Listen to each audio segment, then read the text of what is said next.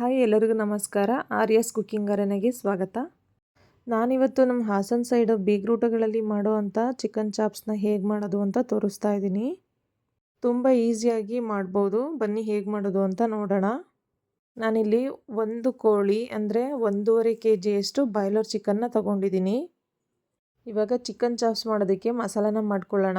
ಮಸಾಲ ಮಾಡ್ಕೊಳ್ಳೋದಕ್ಕೆ ಪುದೀನ ಸೊಪ್ಪು, ಹಾಗೆ ಹಸಿಮೆಣಸಿನ್ಕಾಯಿ, ಶುಂಠಿ, ಬೆಳ್ಳುಳ್ಳಿ, ಹಾಗೆ ಹುರ್ಗಡ್ಲೆ, ತೆಂಗಿನಕಾಯಿ ತುರಿ, ಕೊತ್ತಂಬರಿ ಸೊಪ್ಪು, 3 ಈರುಳ್ಳಿನ ಉದ್ದುದ್ದಾಗಿ ಹೆಚ್ಚಿಟ್ಕೊಂಡಿದ್ದೀನಿ. ಅದ್ರ ಜೊತೆಗೆ ಒಂದು ಸ್ವಲ್ಪ ಸ್ಪೈಸಸ್ಸು ಬೇಕಾಗುತ್ತೆ, ಅಂದರೆ ಮಸಾಲ ಪದಾರ್ಥಗಳು. ಯಾವುದ್ಯಾವುದು ಅಂದರೆ ಏಲಕ್ಕಿ, ಲವಂಗ, ಜಾಪತ್ರೆ, ಬಿಳಿ ಮೆಣಸು, ಹಾಗೆ ಚಕ್ಕೆ, ಅನಾನಸ್ ಮೊಗ್ಗು ಮತ್ತು ಮರಾಠಿ ಮೊಗ್ಗುನ ತಗೊಂಡಿದ್ದೀನಿ. ಇಷ್ಟು ತೊಗೊಂಡಾದಮೇಲೆ ಮೊದಲಿಗೆ ಸ್ಟವ್ ಆನ್ ಮಾಡಿ ಒಂದು ಬಾಣಲಿನ ಇಟ್ಕೋತಾ ಇದ್ದೀನಿ. ಬಾಣಲಿ ಬಿಸಿಯಾದ ನಂತರ ಒಗ್ಗರಣೆಗೆ ಎಣ್ಣೆ ಬಿಸಿಯಾದಮೇಲೆ ನಾವಾಗಲೇ ತೊಗೊಂಡಿದ್ವಲ್ಲ ಆ ಸ್ಪೈಸಸ್ನ ಹಾಕ್ತಾಯಿದ್ದೀನಿ. ಸ್ಪೈಸಸ್ನ ಎಣ್ಣೆ ಜೊತೆ ಸ್ವಲ್ಪ ಫ್ರೈ ಮಾಡ್ಕೋಬೇಕು. ಇದು ಸ್ವಲ್ಪ ಫ್ರೈ ಆದಮೇಲೆ ಶುಂಠಿ, ಹಾಗೆ ಬೆಳ್ಳುಳ್ಳಿ, ಹಾಗೆ ಹಸಿಮೆಣಸಿನ್ಕಾಯಿನ ಹಾಕಿ ಸ್ವಲ್ಪ ಲೈಟಾಗಿ ಫ್ರೈ ಮಾಡ್ಕೋಬೇಕು. ಈ ಥರ ಚೆನ್ನಾಗಿ ಫ್ರೈ ಮಾಡ್ಕೋಬೇಕು. ಇದಿಷ್ಟು ಫ್ರೈ ಆದಮೇಲೆ ಆಗಲೇ ಕಟ್ ಮಾಡಿ ಇಟ್ಕೊಂಡಿರೋ ಅಂಥ 3 ಈರುಳ್ಳಿನ ಸೇರಿಸ್ತಾ ಇದ್ದೀನಿ. ಈರುಳ್ಳಿನೂ ಅಷ್ಟೇ ಸ್ವಲ್ಪ ಚೆನ್ನಾಗಿ ಫ್ರೈ ಮಾಡ್ಕೋಬೇಕು. ಚೆನ್ನಾಗಿ ಫ್ರೈ ಮಾಡ್ಕೋಬೇಕು ಅಂದರೆ ಗೋಲ್ಡನ್ ಬ್ರೌನ್ ಬರೋವರೆಗೂ ಫ್ರೈ ಮಾಡ್ಕೋಬೇಕು ಅಂತ ಅಲ್ಲ, ಎಣ್ಣೆ ಜೊತೆ ಸ್ವಲ್ಪ ಚೆನ್ನಾಗಿ ಫ್ರೈ ಆದರೆ ಸಾಕು. ಇಷ್ಟು ಫ್ರೈ ಆದಮೇಲೆ ಅರ್ಧ ಟೇಬಲ್ ಸ್ಪೂನ್ ಅರಿಶಿನ ಹಾಕಿ ಇನ್ನೊಂದು ಸಲ ಚೆನ್ನಾಗಿ ಮಿಕ್ಸ್ ಮಾಡ್ತಾಯಿದ್ದೀನಿ. ನೋಡಿ, ಇವಾಗ ಇಷ್ಟು ಫ್ರೈ ಆದಮೇಲೆ ಆಗಲೇ ತೊಗೊಂಡಿರೋ ಅಂಥ ಹುರ್ಗಡ್ಲೆ ಹಾಗೆ 1 ಕಪ್ ತೆಂಗಿನಕಾಯಿ ತುರಿನ ಹಾಕಿ ಮಿಕ್ಸ್ ಮಾಡ್ಕೋತಾ ಇದ್ದೀನಿ. ಇವಾಗ ಪುದೀನ ಸೊಪ್ಪು ಹಾಗೆ ಕೊತ್ತಂಬರಿ ಸೊಪ್ಪು ಎರಡನ್ನೂ ಕೂಡ ಹಾಗೆ ಹಾಕ್ಕೊಂಡು ಮಿಕ್ಸ್ ಮಾಡ್ಕೋತಾ ಇದ್ದೀನಿ. ಸೊಪ್ಪನ್ನ ಹಾಕಿದ್ಮೇಲೆ ಗ್ಯಾಸ್ ಸ್ಟವ್ನ ಆಫ್ ಮಾಡ್ಕೊಂಡಾದ್ಮೇಲೆ ಈ ಥರ ಮಿಕ್ಸ್ ಮಾಡ್ಕೋಬೇಕು. ನೋಡಿ, ಈ ಥರ ಮಿಕ್ಸ್ ಆದಮೇಲೆ ಸ್ವಲ್ಪ ತಣ್ಣಗಾಗೋದಕ್ಕೆ ಬಿಡಬೇಕು. ಇದು ತಣ್ಣಗಾಗೋ ಅಷ್ಟರಲ್ಲಿ ಚಿಕನ್ನ ಒಗ್ಗರಣೆಗೆ ಹಾಕೋಣ. ಇವಾಗ ಸ್ಟವ್ ಆನ್ ಮಾಡಿ ಒಂದು ಪಾತ್ರೆ ಇಟ್ಕೊಂಡಿದ್ದೀನಿ. ಪಾತ್ರೆ ಬಿಸಿಯಾದ ನಂತರ ಒಗ್ಗರಣೆಗೆ ಎಣ್ಣೆ, ಹಾಗೆ 1 ಪಲಾವ್ ಎಲೆನ ತೊಗೊಂಡಿದ್ದೀನಿ, ಹಾಗೆ 1 ಈರುಳ್ಳಿನ ಉದ್ದುದ್ದ ಹೆಚ್ಚಿ ಇಟ್ಕೊಂಡಿದ್ದೆ, ಅದನ್ನು ಕೂಡ ಸೇರಿಸ್ತಾ ಇದ್ದೀನಿ. ಈರುಳ್ಳಿನ ಹಾಕಿದ್ಮೇಲೆ ಸ್ವಲ್ಪ ಚೆನ್ನಾಗಿ ಫ್ರೈ ಮಾಡಿಕೊಂಡು ನಾನಿಲ್ಲಿ ಫ್ಲೇವರಿಗೆ ಅಂತ 2 ಕಡ್ಡಿಯಷ್ಟು ಕರಿಬೇವಿನ ಸೊಪ್ಪನ್ನ ಹಾಕೋತಾ ಇದ್ದೀನಿ. ಕರಿಬೇವಿನ ಸೊಪ್ಪನ್ನ ಹಾಕೋದ್ರಿಂದ ಫ್ಲೇವರ್ ಕೂಡ ಚೆನ್ನಾಗಿರುತ್ತೆ, ಅದಕ್ಕೋಸ್ಕರ ನಾನು ಕರಿಬೇವಿನ ಸೊಪ್ಪನ್ನ ಹಾಕಿದ್ದೀನಿ. ನೋಡಿ, ಇದಿಷ್ಟು ಫ್ರೈ ಆದಮೇಲೆ ಚೆನ್ನಾಗಿ ತೊಳೆದು ಇಟ್ಕೊಂಡಿರೋ ಅಂಥ ಬಾಯ್ಲರ್ ಚಿಕನ್ನ ಹಾಕ್ತಾಯಿದ್ದೀನಿ. ಚಿಕನ್ನ ಹಾಕಿದ್ಮೇಲೆ ತಕ್ಷಣ ಮಸಾಲನ ಹಾಕಬಾರ್ದು. ಸ್ವಲ್ಪ ಹಸಿ ವಾಸನೆ ಹೋಗೋವರೆಗೂ ಸ್ವಲ್ಪ ಎಣ್ಣೆ ಜೊತೆ ಸುಂಡಿಸ್ಕೋಬೇಕು.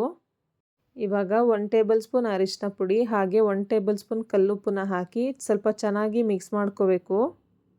ನೋಡಿ, ಈ ಥರ ಚೆನ್ನಾಗಿ ಮಿಕ್ಸ್ ಮಾಡ್ಕೊಂಡಾದ್ಮೇಲೆ ಮುಚ್ಚಳನ ಮುಚ್ಚಿ 1 ನಿಮಿಷ ಬೇಯೋದಕ್ಕೆ ಬಿಡಬೇಕು.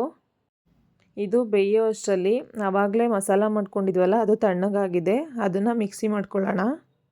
ಇವಾಗ ಒಂದು ಮಿಕ್ಸಿ ಜಾರ್ನ ತೊಗೊಂಡು ಆವಾಗಲೇ ಫ್ರೈ ಮಾಡಿ ಇಟ್ಕೊಂಡಿರೋ ಅಂಥ ಮಸಾಲಾನ ಹಾಕೋತಾ ಇದ್ದೀನಿ. ಮಸಾಲ ಎಲ್ಲ ಹಾಕ್ಕೊಂಡಾದ್ಮೇಲೆ ಸ್ವಲ್ಪನೇ ನೀರು ಹಾಕ್ಕೊಂಡು ಚೆನ್ನಾಗಿ ನುಣ್ಣಗೆ ರುಬ್ಕೋಬೇಕು. ನೋಡಿ, ಚೆನ್ನಾಗಿ ನುಣ್ಣಗೆ ರುಬ್ಕೊಂಡಿದ್ದೀನಿ. ಆಗಲೇ ಮುಚ್ಚಳ ಮುಚ್ಚಿ ಸ್ವಲ್ಪ ಬೇಯಕ್ಕಿಟ್ಟಿದ್ವು ಚಿಕನ್ನ. ಇವಾಗ ಇನ್ನೊಂದು ಸಲ ಮಿಕ್ಸ್ ಮಾಡಿ ನೋಡಿ, ಚಿಕನ್ದು ಹಸಿ ವಾಸನೆ ಎಲ್ಲ ಹೋಗಿದೆ. ಇವಾಗ ರುಬ್ಬಿಟ್ಕೊಂಡಿರೋ ಅಂಥ ಮಸಾಲನ ಹಾಕೋತಾ ಇದ್ದೀನಿ.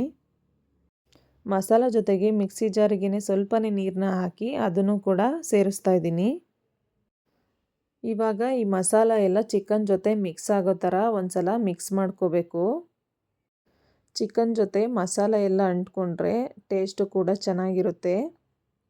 ಆವಾಗಲೇ ಉಪ್ಪು ಖಾರ ಎಲ್ಲ ಚಿಕನ್ಗೂ ಸಹ ಹಿಡಿಯುತ್ತೆ. ಹಾಗಾಗಿ ನಾವು ಮಸಾಲಾನ ಚೆನ್ನಾಗಿ ಮಿಕ್ಸ್ ಮಾಡಬೇಕು. ನೋಡಿ, ಚಿಕನ್ ಜೊತೆ ಮಸಾಲ ಎಲ್ಲ ಚೆನ್ನಾಗಿ ಮಿಕ್ಸ್ ಮಾಡಿದ್ದೀನಿ. ಈ ಥರ ಚೆನ್ನಾಗಿ ಮಿಕ್ಸ್ ಮಾಡ್ಕೊಂಡಿದ್ದಾದಮೇಲೆ ಗ್ರೇವಿದು ಟೇಸ್ಟ್ ನೋಡಿಕೊಂಡು ಉಪ್ಪು ಬೇಕು ಅನಿಸಿದರೆ ಹಾಕಿ, ಇಲ್ಲಾಂದರೆ ಬೇಡ. ನಾನು ಉಪ್ಪನ್ನ ಕರೆಕ್ಟಾಗಿ ಹಾಕಿದ್ದೆ, ಹಾಗಾಗಿ ನಾನು ಮತ್ತೆ ಇನ್ನೊಂದು ಸಲ ಉಪ್ಪನ್ನ ಹಾಕ್ತಾಯಿಲ್ಲ. ಅದಕ್ಕೆ ನೋಡಿಕೊಂಡು ರುಚಿಗೆ ತಕ್ಕಷ್ಟು ಉಪ್ಪನ್ನ ಹಾಕಿ ಬೇಯೋದಕ್ಕೆ ಬಿಡಿ. ನೋಡಿ, ಇವಾಗ ಒಂದು ಕುದಿ ಬರ್ತಾ ಇದೆ. ಇವಾಗ ಮುಚ್ಚಳನ ಮುಚ್ಚಿ ಬೇಯೋದಕ್ಕೆ ಬಿಡಬೇಕು. ನಾನಿಲ್ಲಿ 10 ನಿಮಿಷ ಆದಮೇಲೆ ಮುಚ್ಚಳನ ತೆಗೆದು ತೋರಿಸ್ತಾ ಇದ್ದೀನಿ. ಇವಾಗ ಇನ್ನೊಂದು ಸಲ ಚೆನ್ನಾಗಿ ಮಿಕ್ಸ್ ಮಾಡಿಕೊಂಡು ಬೇಯೋದಕ್ಕೆ ಬಿಡಬೇಕು. ಇಲ್ಲಾಂದರೆ ತಳ ಹೊತ್ಬಿಡುತ್ತೆ. ಹಾಗಾಗಿ ಮಧ್ಯದಲ್ಲಿ ಒಂದು ಸಲ ಈ ಥರ ಮಿಕ್ಸ್ ಮಾಡಿಕೊಂಡ್ರೆ ಉಪ್ಪು ಖಾರ ಎಲ್ಲ ಚೆನ್ನಾಗಿ ಹಿಡಿಯುತ್ತೆ. ನಮ್ಮ ಹಾಸನಲ್ಲಿ ಬೀಗ್ರೂಟ ಫಂಕ್ಷನಲ್ಲಿ ಮಾಡೋ ಅಂಥ ಈ ಥರ ಚಿಕನ್ ಚಾಪ್ಸ್ನ ಮಾಡಿ ನೋಡಿ, ತುಂಬ ಚೆನ್ನಾಗಿರುತ್ತೆ. ಚಿಕನ್ ಚಾಪ್ಸು ಗೀ ರೈಸು ಹಾಗೆ ರೊಟ್ಟಿ, ಚಪಾತಿ, ಪೂರಿ, ಇಡ್ಲಿ, ಕಡುಬು ಎಲ್ಲದಕ್ಕೂ ತುಂಬ ಚೆನ್ನಾಗಿರುತ್ತೆ. ಹಾಗೆ ಅನ್ನದ ಜೊತೆನೂ ಕೂಡ ತಿನ್ಬೋದು. ಇವಾಗ ಮತ್ತೆ ಮುಚ್ಚಳನ ಮುಚ್ಚಿ 10 ನಿಮಿಷ ಬೇಯೋದಕ್ಕೆ ಬಿಡ್ತಾ ಇದ್ದೀನಿ. ನೋಡಿ ಇವಾಗ 10 ನಿಮಿಷ ಆದಮೇಲೆ ತೋರಿಸ್ತಾ ಇದ್ದೀನಿ. ಸೈಡಲ್ಲಿ ಎಲ್ಲ ಎಣ್ಣೆ ಚೆನ್ನಾಗಿ ಬಿಟ್ಟಿದೆ. ಎಣ್ಣೆ ಚೆನ್ನಾಗಿ ಬಿಟ್ಟಿದೆ ಅಂದರೆ ಚೆನ್ನಾಗಿ ಬೆಂದಿದೆ ಅಂತ ಅರ್ಥ. ಇವಾಗ ಚಿಕನ್ ಕೂಡ ಬೆಂದಿದೆ. ಚಿಕನ್ ಚಾಪ್ಸ್ ರೆಡಿಯಾಗಿದೆ. ಈ ಚಿಕನ್ ಚಾಪ್ಸ್ ರೆಸಿಪಿ ಯಾರಿಗೆಲ್ಲ ಇಷ್ಟ ಆಯಿತು ಅವರೆಲ್ಲ ಪ್ಲೀಸ್ ಒಂದು ಲೈಕ್ ಮಾಡಿ. ಹಾಗೆ ಇನ್ನೂ ಯಾರಿಗೆ ಚಿಕನ್ ಚಾಪ್ಸ್ನ ಮಾಡೋದಕ್ಕೆ ಬರೋದಿಲ್ಲ ಅವರಿಗೆಲ್ಲ ಶೇರ್ ಮಾಡಿ. ರೆಸಿಪಿ ಇಷ್ಟ ಆಗಿದರೆ ಫ್ರೆಂಡ್ಸು ಫ್ಯಾಮಿಲಿ ಜೊತೆ ಶೇರ್ ಮಾಡೋದನ್ನ ಮರಿಬೇಡಿ. ಹಾಗೆ ಇನ್ನೂ ಹೆಚ್ಚಿನ ಈಸಿ ರೆಸಿಪೀಸ್ಗೆ ಆರ್ಯಾಸ್ ಕುಕಿಂಗ್ ಅರೇನಾ ಚಾನಲ್ನ ಸಬ್ಸ್ಕ್ರೈಬ್ ಮಾಡೋದನ್ನ ಮರಿಬೇಡಿ. ಯಾರ್ಯಾರು ಸಬ್ಸ್ಕ್ರೈಬ್ ಮಾಡದೆ ಹಾಗೆ ನೋಡ್ತಾ ಇದ್ದೀರಾ ಪ್ಲೀಸ್ ಸಬ್ಸ್ಕ್ರೈಬ್ ಮಾಡಿ. ಹಾಗೆ ಪಕ್ಕದಲ್ಲಿರೋ ಅಂಥ ಬೆಲ್ಲೈಕನ್ನ ಪ್ರೆಸ್ ಮಾಡಿ. ನೋಡಿ ಚಿಕನ್ನು ಚೆನ್ನಾಗಿ ಬೆಂದಿದೆ. ನಾನು ಈ ಚಿಕನ್ ಚಾಪ್ಸ್ನ ರೊಟ್ಟಿ ಜೊತೆ ಮಾಡಿದ್ದೀನಿ. ಈ ವಿಡಿಯೋ ನೋಡ್ತಾ ಇರೋಂಥ ಎಲ್ರಿಗೂ ಧನ್ಯವಾದಗಳು. Thank you all. Thanks for watching.